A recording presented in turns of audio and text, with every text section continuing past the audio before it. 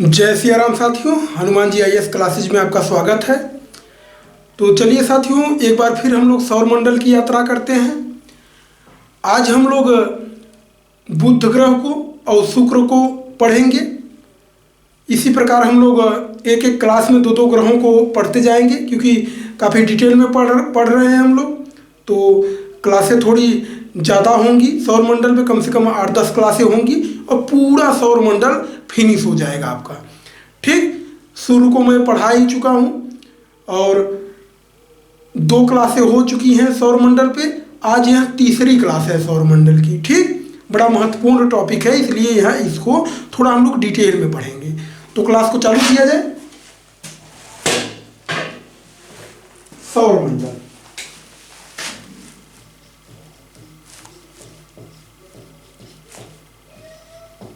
सौर मंडल। ठीक, सौर मंडल, सौर मंडल के बारे में एक बेसिक ज्ञान तो आपको पहली क्लास में मैंने दे दिया था कि ये भाई सूर्य है, ये सूर्य है, ये बुध है, ये शुक्र है, इसी क्रम में पृथ्वी, इसी क्रम में सारे ग्रह लगे हुए हैं, 4, 4, 8 ये सारे ग्रह हैं। अंदर के जो 4 ग्रह हैं, ये वाले अंदर के जो 4 ग्रह हैं, यहां से ये एस्टेरॉयड बेल्ट है, क्षुद्र ग्रहों की एक पेटी है, यहाँ पे गई है, यही कहिए एक बॉर्डर बना देती है। और यहां से 4 ग्रह बाहरी ग्रह कहे जाते हैं और यहां से 4 ग्रह आंतरिक ग्रह कहे जाते हैं। ठीक, तो हम लोग आज पढ़ेंगे इस बुध को और शुक्र को, अगर समय बचेगा तो शुक्र को भी पढ़ लेंगे। ठीक, तो बुध को देख ले रहे हैं हम लोग, बुध को, बुध ग्रह को देख ले रहे हैं। बुध ग्रह का जो बेसिक ज्ञान है साथियों, देखिए सबसे पहले तो मैं बड़ा सिंपल एक ग्राफ बना रहा हूं। ये चीजें यदि आपके दिमाग में फिट हो गया ना तो सब कुछ फिट हो गया। कुल मिलाकर 14-15 फैक्ट होते हैं किसी भी ग्रह से, और ये 14-15 फैक्ट को आपने ध्यान दे दिया तो कुछ भी नहीं है। तो अब इनको मैंने 3 कैटेगरी में बांटा है, थोड़ा समझिएगा। और अगर ये सिर्फ आज की क्लास समझ गए ना तो पूरा 8 ग्रह को पढ़ ले जाएंगे और यहाँ तक कि सूर्य सबको पढ़ ले जाएंगे, कुछ भी नहीं आपका छूटेगा और सब कुछ समझ में आएगा। आज अगर समझ लिए आप 10-15 मिनट की क्लास में, क्या है पहला है, मैंने बांटा हुआ है समय के आधार पे। पहला है समय, बस देखते चलिए। दूसरा क्या है, आकार, आकार। तीसरी कैटेगरी है, इसको मैं मिटा दूं, तीसरी कैटेगरी है विशेषता, विशेषता, विशेषता। ये जो समय है ना साथियों, समय में आप क्या क्या रखेंगे, तो पहली चीज रखेंगे सूर्य से दूरी,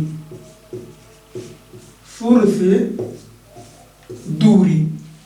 दूसरी कैटेगरी, दूसरी चीज होगी परिक्रमण, परिक्रमण। और तीसरा होगा परिभ्रमण, परिभ्रमण। ये 3 चीजें आप समय में रख लीजिए। ठीक, ये आकार में जो है इसमें आप पहले में रखेंगे आकार ही। पहले में क्या रखेंगे, अच्छा आकार, सॉरी यहाँ आकार मैंने लिख दिया, यहाँ बनावट, बनावट होगा, बनावट।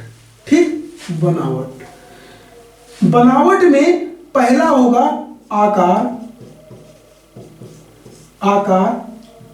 दूसरा होगा द्रव्यमान, द्रव्यमान समझ लीजिएगा यहाँ। तीसरा मैंने रखा है इसको घनत्व, और चौथा है आयतन, आयतन, आयतन। 5वां है व्यास, व्यास। ये 5 फैक्ट बनावट में मैंने रखा हुआ है। यहां समझ लीजिए, तो उसके बाद कुछ बचेगा ही नहीं। ये मान लीजिए विशेषता को मैं अभी छोड़ रहा हूं, विशेषता में भी 5-6 फैक्ट हैं, अभी उसको मैं छोड़ रहा हूं। अभी सिर्फ इतना देखिए, या कहिए विशेषता को मैं यही लिख दे रहा हूं। चलिए कहां पे लिख दूं, चलिए विशेषता को बाद में ले रहे हैं। अब बुध का देखिए, बुध का जो सूर्य से दूरी है वह 5 करोड़ 80 लाख किलोमीटर दूर है। बिल्कुल सिंपल। परिक्रमण कितना है, मतलब सूर्य की परिक्रमा कितने दिनों में करता है बुध, तो यह करता है लगभग 88 दिनों में। सिंपल, 88 दिनों में। परिभ्रमण मतलब अपने अक्ष पे कितने दिनों में घूमता है, तो लगभग 58.65 दिनों में। 3 फैक्ट हो गए क्लियर। यही चैलेंज है ये, यदि आप समझ गए ना, तो उसके बाद कुछ नहीं है, सब क्लियर हो जाएगा। ठीक, अब ये आकार जो है बुध का वो 8वां नंबर है। द्रव्यमान जो बुध का है वो 0.06 है द्रव्यमान। मतलब पृथ्वी का द्रव्यमान यदि 1 मान लिया जाए तो बुध का द्रव्यमान 0.06 है, मतलब मान के चलिए लगभग 6% है द्रव्यमान में, पृथ्वी के द्रव्यमान से तुलना किया जाए तो। घनत्व तो कितना है, तो घनत्व 5.5 ग्राम घन सेंटीमीटर है पृथ्वी के आसपास, क्योंकि पृथ्वी का भी 5.52 ग्राम घन सेंटीमीटर है। ठीक, ये घनत्व है। अब यही पे मैं इस आयतन को, ताकि यहां विशेषता लिखा जा सके, आयतन जो है, आयतन और ये पॉइंट क्या था, व्यास। आयतन जो है बुध का जो आयतन है वह पृथ्वी के आयतन का लगभग 5.4% है। अगर इसको एग्जैक्ट देखा जाए तो 6.083 गुणित 10 पे घाते 10 किलोमीटर किमी क्यू है। क्या है, आयतन। ये कितना होता है, तो मान के चलिए पृथ्वी का 5.4%, पृथ्वी का 5.4% आयतन में बुध है। द्रव्यमान में कितना था, तो लगभग 6% था पृथ्वी के हिसाब से। आयतन में कितना है, लगभग वही 6% तक। भाई जब द्रव्यमान ही अधिक नहीं है तो आयतन कहां से होगा। तो हालांकि द्रव्यमान आयतन दोनों अलग अलग चीजें हैं, लेकिन मोटी मोटा जो आंकड़ा है वो यही है कि लगभग 6% द्रव्यमान में भी है पृथ्वी के, और 5.4% आयतन में भी है। व्यास इसका जो है वो 4880 किलोमीटर है। कितना है, 4880 किलोमीटर इसका व्यास है। व्यास का मतलब होता है कि पूरे बीच की लंबाई, इस प्रकार अगर लंबाई नापा जाए तो कितना है, 4880 किलोमीटर है। ये क्या है, ये कितना सिंपल हुआ देखिए, 1 2 3 4 5 6 7 8 फैक्ट हम लोग 7-8 फैक्ट हम लोग समझ चुके हैं। कितने फैक्ट, इसमें 5 फैक्ट यहाँ, 3 यहाँ, 8 फैक्ट। अब विशेषता में देख लीजिए, तो विशेषता में पहला क्या है, पहला मैंने रखा है पलायन वेग, दूसरा मैंने रखा है झुकाव,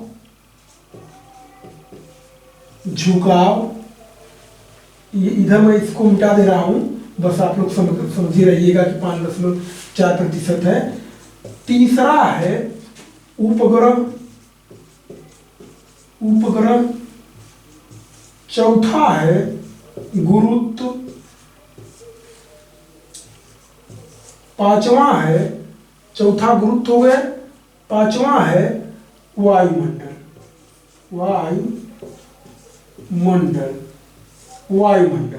ठीक, ये 5 फैक्ट हैं। और एक फैक्ट और छूट रहा है, उपग्रह हो गया, गुरुत्व हो गया, वायुमंडल हो गया, झुकाव हो गया, पलायन वेग हो गया, और एक फैक्ट शायद और छूट रहा है। क्या छूट रहा है, तो चलिए पहले पलायन वेग को देख लेते हैं, उसके बाद याद आ जाएगा अभी। पलायन वेग जो है बुध का, वह है लगभग 4.25 किलोमीटर प्रति सेकेंड, मतलब 4.25 किलोमीटर की रफ्तार से अगर बुध पर से कोई ढेला फेंका जाए तो वह बुध पर नहीं गिरेगा। पलायन वेग का मतलब यही होता है, 4.25 किलोमीटर प्रति सेकेंड इसका पलायन वेग है। झुका हुआ या 7 डिग्री पर है, 7 डिग्री पर झुका हुआ है। उपग्रह बुध के पास उपग्रह नहीं है, क्यों नहीं है आगे देखेंगे। गुरुत्व इसका जो है वह 0.38 है। क्या है? 0.38 है। पृथ्वी के हिसाब है, मतलब यदि पृथ्वी पर कोई चीज 100 किलो का है तो बुध पर वही चीज 38 किलो का होगा। वायुमंडल इसके पास नहीं है, वायुमंडल भी इसके पास नहीं है। हालांकि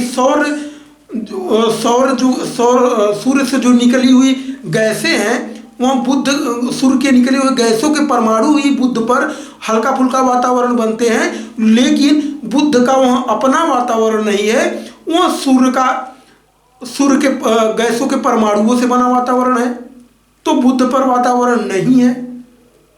इस बात को बिल्कुल ध्यान दीजिएगा। अब बुध का जो क्रोड है, बुध का जो केंद्र वाला हिस्सा है, बीच वाला हिस्सा है, वो लोहे का बना हुआ है, लोहे का बना हुआ है। बुध को साथियों प्राचीन काल में बहुत पहले बुध सुबह सूर्य के निकलने के पहले ही दिखाई दे देता था, और जब सूर्य अस्त होता था उससे पहले ही अस्त हो जाता था। मतलब सूर्य से पहले निकलता भी था और सूर्य के अस्त होने से पहले डूब भी जाता था। तो सामान्यतः लोग प्राचीन काल में इसको 2 ग्रह मानते थे। सुबह वाला जो निकलता था उसे अपोलो कहते थे और रात वाले को मरकरी कहा जाता था।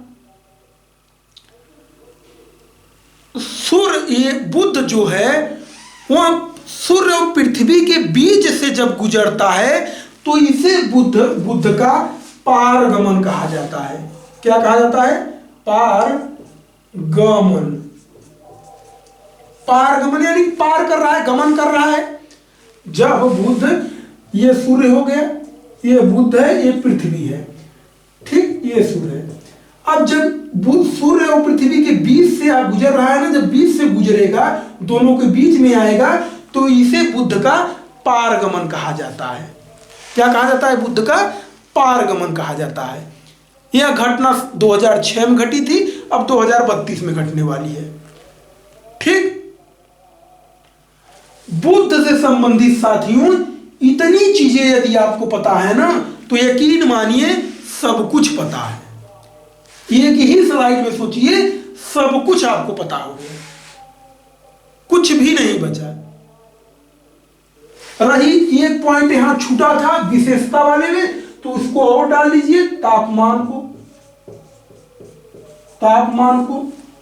बुध का तापमान दिन में प्लस रहता है 473 डिग्री सेल्सियस और रात में माइनस में 173 रहता है, 427 रहता है, 427 और रात में माइनस 173 रहता है।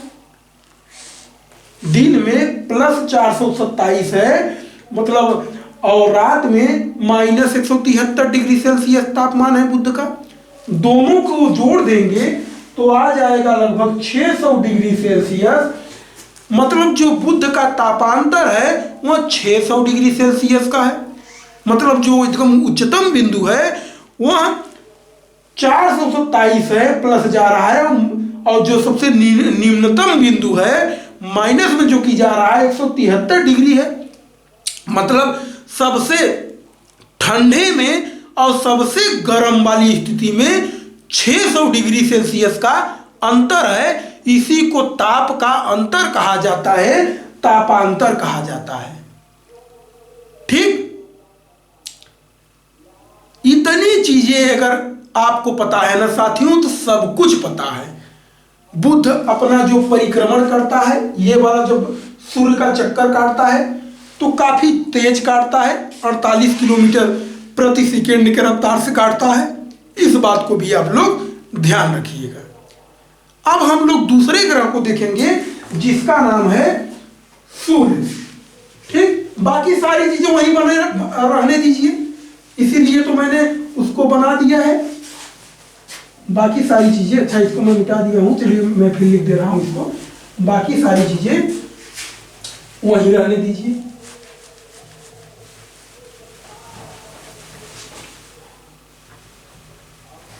ठीक, अब जो सारे फैक्ट थे वहीं रहेंगे, बिल्कुल कुछ नहीं चेंज होगा। यहां पे मैं 7वां लिख दे रहा हूं।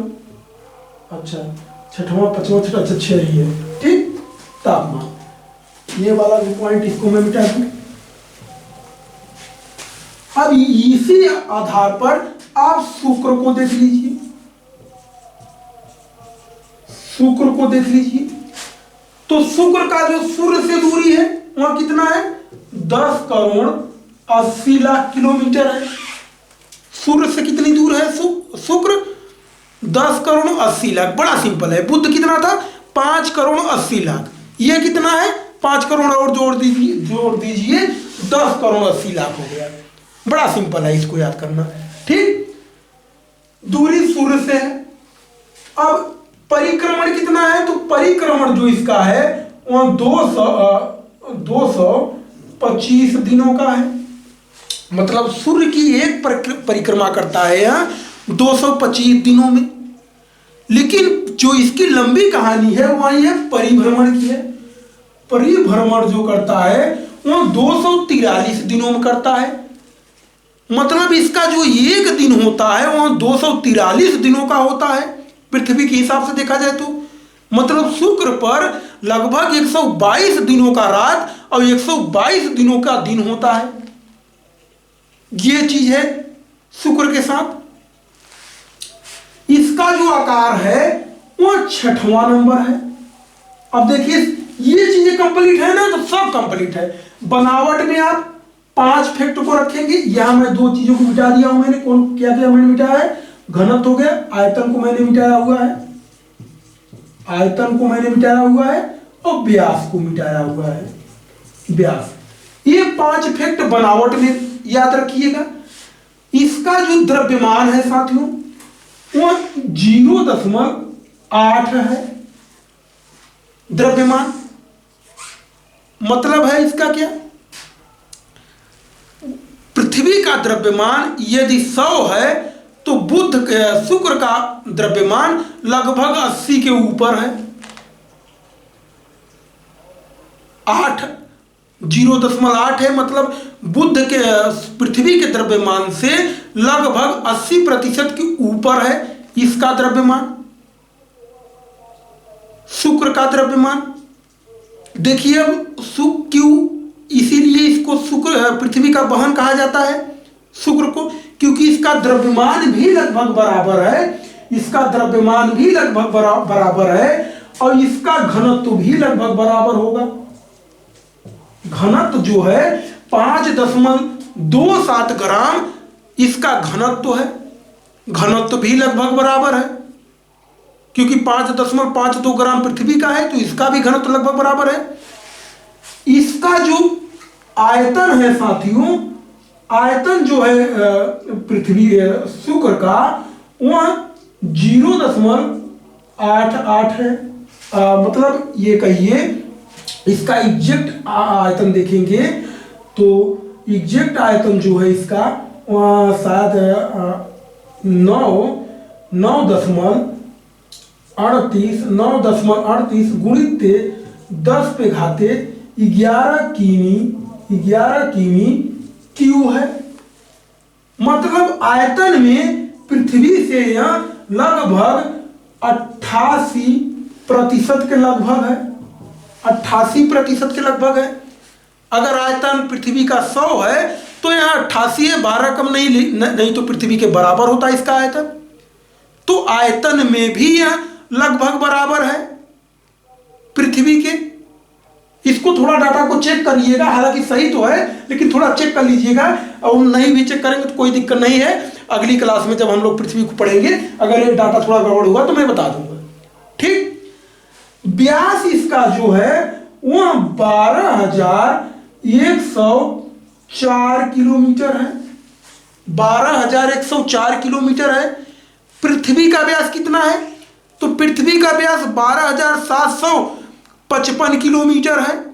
तो लगभग पृथ्वी के बराबर ही है भाई। वो 12,755 है या 12,104 है, मतलब 600 लगभग किलोमीटर कम, नहीं तो लगभग पृथ्वी के बराबर ही होता व्यास इसका।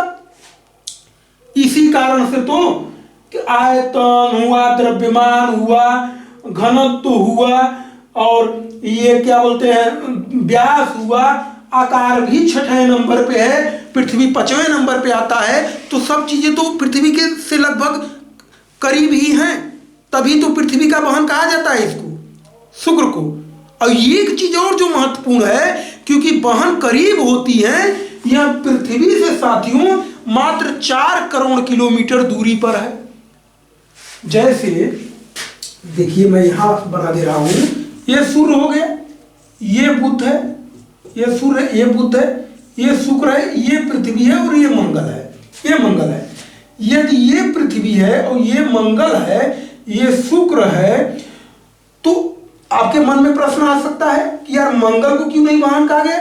क्योंकि मंगल साथियों सूर्य से 22 करोड़ 79 लाख किलोमीटर दूर है मंगल सूर्य से, और पृथ्वी सूर्य से 14 करोड़ 96 लाख किलोमीटर दूर है।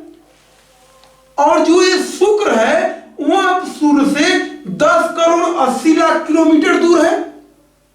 तो इसका मतलब हुआ 10 करोड़ 80 है ना, और पृथ्वी 14 करोड़ 96 है, तो इन दोनों के बीच में जो दूरी है वो 4 करोड़ का लगभग है।